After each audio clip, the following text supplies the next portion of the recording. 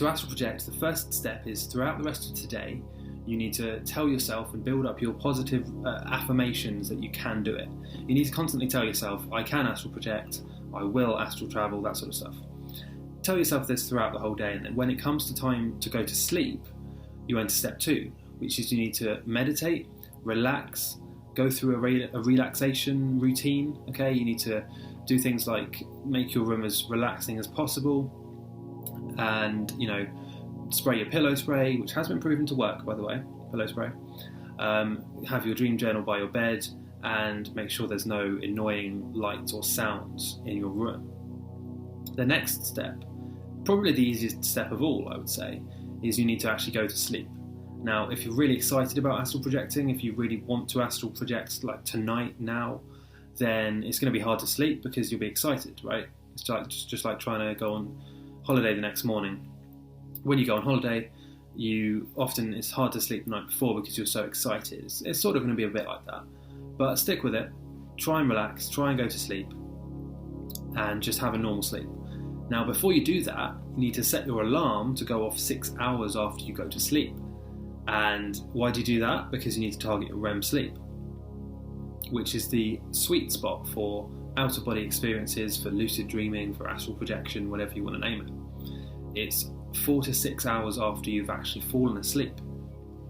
So, what you do, you set your alarm for 6 hours after you've fallen asleep. When you wake up at that time, hopefully you've had your restorative deep sleep already, and you're in the stage of your sleep where you have REM sleep, rapid eye movement. And this is the time where most dreams happen, this is where most out-of-body experiences happen, and this is where you're going to astral project, okay? This is where you're going to do it. So you wake up and turn your alarm off and then lay back down in your bed. Now this is quite important. You need to make sure not to move anything, because the way this works is you're going to go through sleep paralysis, which is a natural paralysis situation where your body is paralysed, you can't move, it stops you acting out your dreams and it stops you damaging yourself. You're going to go through sleep paralysis and keep your mind awake as you go through the process. Exactly the same as if you were doing a wake-induced lucid dream. The only difference is, as I'm about to explain, the way you do it. You've gone through sleep paralysis. You need to relax, don't move any muscles, don't even think about moving them. And eventually you'll start seeing flashes of light in your eye. You might start feeling like a vibration or a sort of fairly light to moderate weight being pressed on your chest.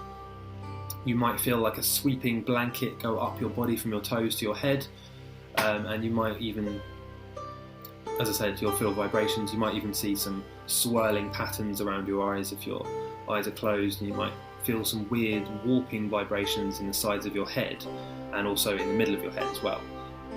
And they'll feel like a sort of funnel, sort of slowly warping into your head. That's all normal, that's all nothing to worry about. And then that's known as the vibrational stage, by the way, the vibrational part.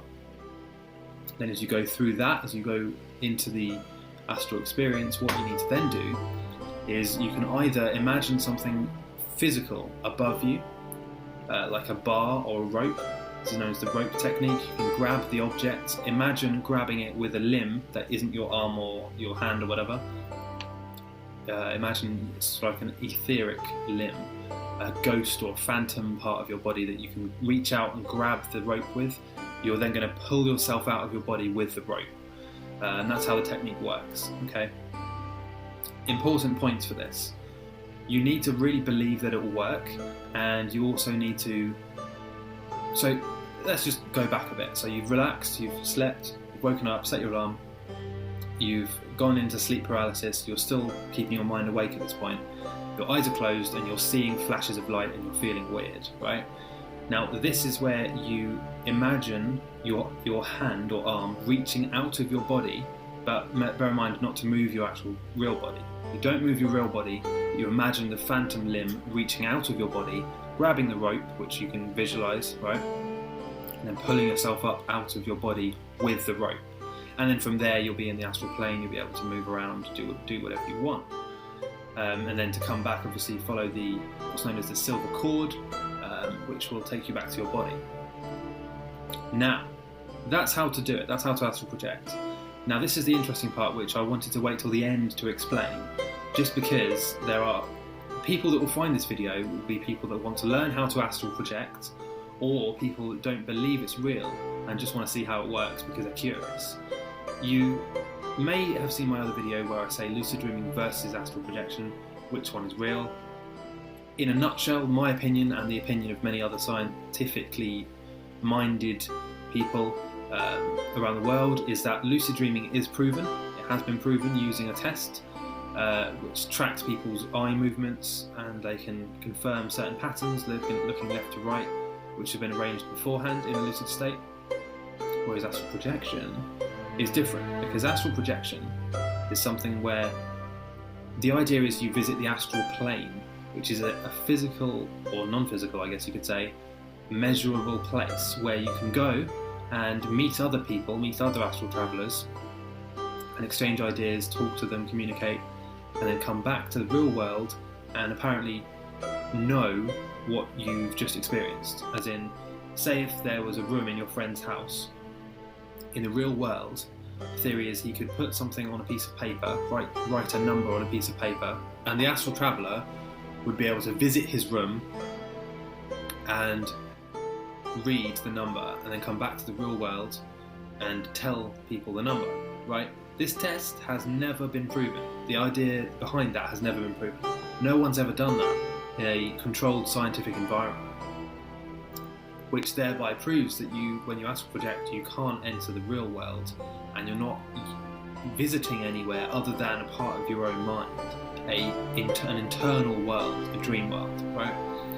Now, as I was explaining that technique, you may have noticed that it sounds very similar to the wake-induced lucid dreaming technique, and that's because it pretty much is. It's the same thing. You're targeting your REM sleep, you're then going back to sleep, right? Entering sleep paralysis, going through sleep paralysis is going back to sleep and falling back asleep, and then you're entering the dream through hypnagogic imagery. The flashing lights, the vibrations, whatever you want to call it, is hypnagogic imagery, meaning the state between being awake and being in a dream. It only happens usually when you're keeping your mind conscious throughout the process, and it only really happens when you're dreaming. So this is an important distinction to make. The astral projection technique that I've just explained to you, the rope technique, is a lucid dreaming technique fundamentally. It's not been proven that it can work outside of a dream, and it's not been proven that the experience you would have doing the technique isn't a lucid dream, because it is. So that's an important thing I wanted to mention. Hopefully this has been helpful. And by the way, even if it's not a real provable state, okay, astral projection is just another name for lucid dreaming. So the technique I've just explained you can use to lucid dream, okay? You just can't astral project with it, because astral projection fundamentally is the same thing as lucid dreaming. So hopefully this has been helpful. Leave a comment letting me know what you think. Maybe you think I'm wrong, maybe you think I'm right. I'd love to hear, and I'll see you next time.